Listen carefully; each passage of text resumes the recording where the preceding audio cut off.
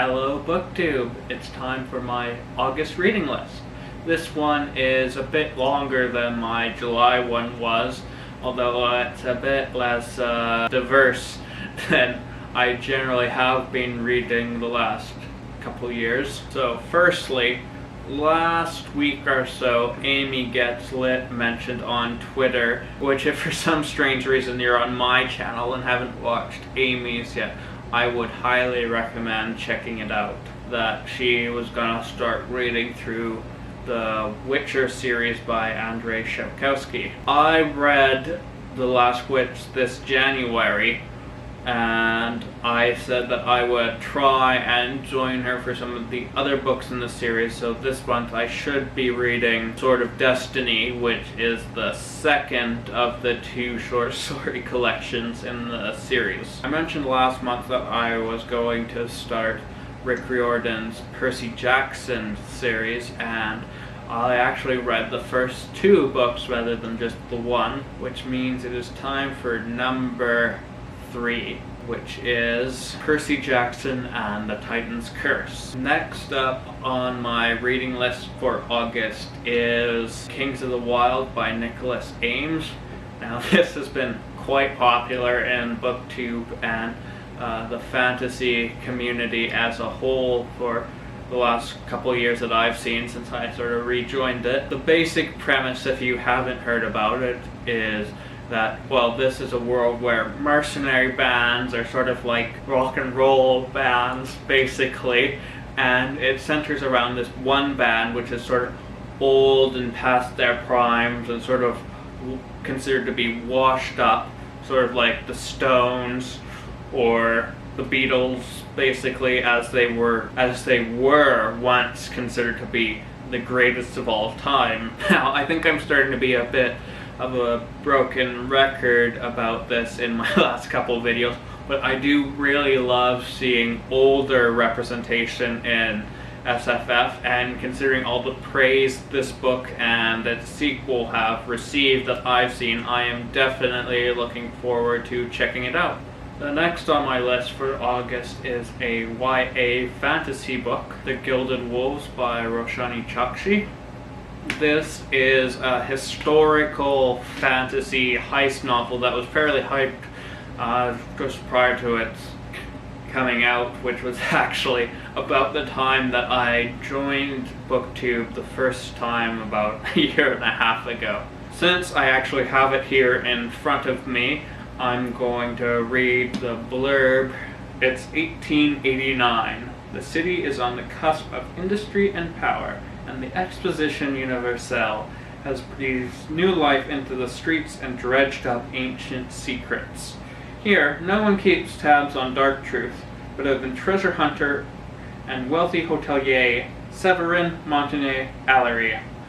When the elite, ever-powerful Order of Babel coerces him to help them on a mission, Severin is offered a treasure that he never imagined, his true inheritance. To hunt down the ancient artifact the Order seeks, Severin calls upon a band of unlikely experts: an engineer with a debt to pay, a historian banished from his home, a dancer with a sinister past, and a brother in arms, if not blood. Together they will join Severin as he explores the dark, glittering part of Paris, and what they find might change the course of history, but only if they can stay alive.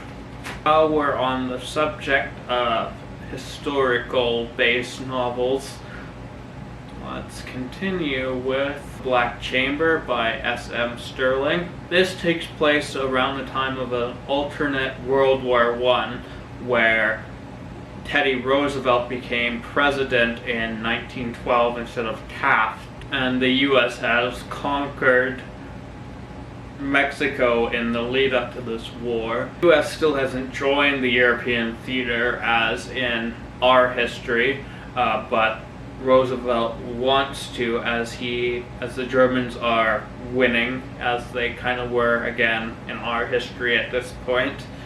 And he finds out they have this secret weapon, which he sends out an agent of the Black Chamber Luz O'Malley to try and figure out what it is and how they can stop this German superweapon. Next up is something I actually don't really read that often, and that is a more contemporary book. I actually don't know if I've mentioned any contemporary in any of my videos that I've done. Yeah. It is When We Were Vikings by Andrew David MacDonald. This is a book centered around Zelda, who is a 21-year-old who lives with fetal alcohol system and is living with and sort of has been raised by her older brother Gert. Now, he unfortunately has made some choices to try and help keep the family afloat that weren't the best, one could say. So now she has to try and help find him a way out of this mess.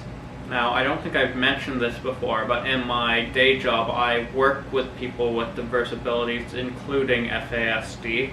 So this definitely caught my eye, and I am intrigued enough to check it out and see where it goes. Next up is The Palace Job, which is the first in the Rogues of the Republic series by Patrick Weeks. You may know Patrick if you follow BioWare games at all. He's written for Mass Effect, Dragon Age, and is the lead writer on Dragon Age 4 whenever the fuck it comes out.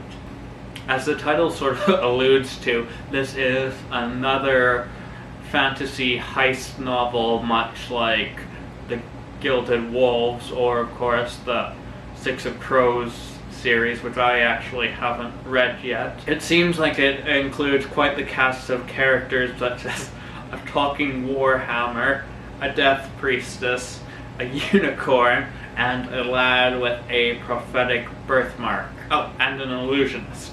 Finally, we have Jade City by Fonda Lee. This has been described as The Godfather meets Kung Fu and magic.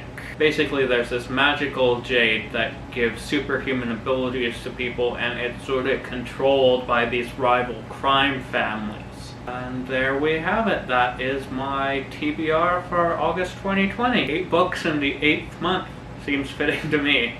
Anyway, I hope you enjoyed hearing about them in this video, and as always, the cliche YouTube, like and subscribe please,